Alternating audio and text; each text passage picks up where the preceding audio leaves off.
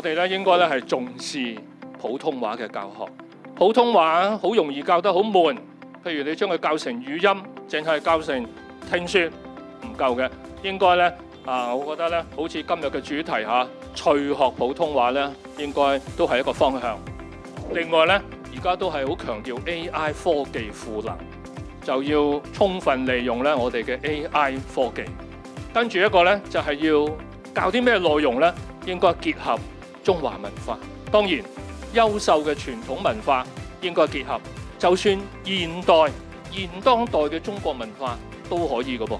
好似我哋中國55個少數民族，我哋嘅社會、我哋嘅經濟點樣發展，航空航天、新能源汽車、高鐵呢啲現代嘅中國文化咧，都應該可以作為學習內容嘅。然後咧，通過遊戲、通過比賽，其實佢咧都係一種學習嘅過程。咁因此咧，普通話學習可以引起我哋學習中文嘅興趣，亦都可以提高我哋嘅中文水平。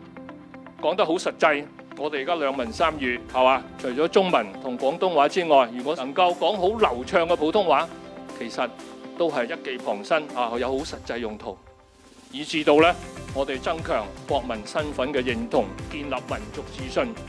如果你係普通話講得好流暢、好有信心嘅，呢啲全部都可以做到。